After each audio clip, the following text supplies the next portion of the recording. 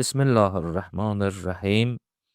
Qeyd olundu ki, fitrə zəkatını gərək fəqirə verəsən. Fəqir də o şəxsidir ki, onun evində bir illik ruzisi yoxdur və eyni zamanda hər ay pul qazanıb özünü və ailəsini də dolandıra bilmir. İndi məsələ buradadır ki, bu fəqir adil olmalıdır, yoxsa yox? Buyurur, müctəhidlərimiz buyururlar ki, lazım deyil ki, o fəqir adil olsun. Adil o şəxsə deyirlər ki, yəni bütün haramları tərk etsin və bütün vacibləri də yerinə gətirsin.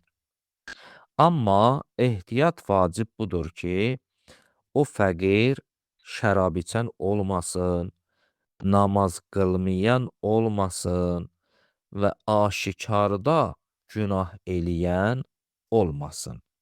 Əgər bir nəfər şərab içəndirsə və namaz qılan deyilsə və aşikar günah eləyirsə, bəzi fəqihlərimiz buyururlar ki, ehtiyat vacib budur ki, o şəxslərə fitrə zəkatı verilməsin.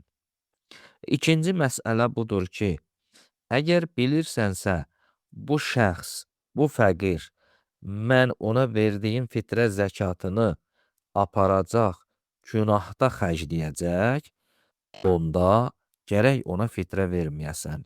Məsələn, bilirsən ki, mən buna pul versəm, bu pulu aparacaq, günahda xərcləyəcək.